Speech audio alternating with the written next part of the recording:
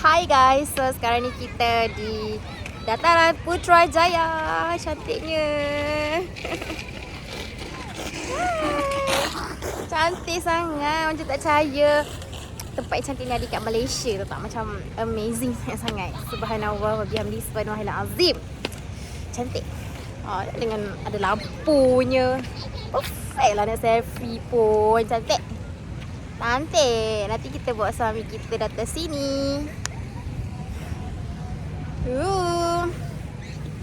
Seronok. Alhamdulillah.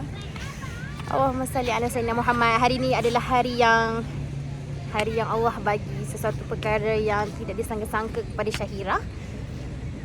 Dapat menikmati pemandangan, dapat melihat suasana yang lain. Dapat melihat, dapat bersembahyang, dapat beribadah di tanah air sendiri, tempat yang sangat cantik ni. Best ni kalau ada suami saya sekarang ni. Semoga hari ni Syahira akan jadi orang yang lebih bersyukur. Sebab bila Syahira bersyukur, Allah akan tambah nikmat banyak lagi.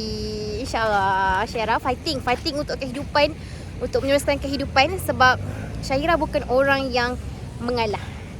Syahira perlu menjadi orang yang bermanfaat. Sebab tempat untuk kita pulang, tempat untuk kita kembali adalah negara akhirat. Dunia hanyalah persinggahan untuk kita menambah amalan kita. Akhirat adalah tempat yang kekal abadi selama-lamanya. Dan Syahira boleh bayangkan macam ni lah taman-taman syurga. Ya Allah, sediakan. Ni baru dunia, belum akhirat lagi Syahira. Subhanallah. InsyaAllah. Semoga saya menjadi ahli syurga. Amin.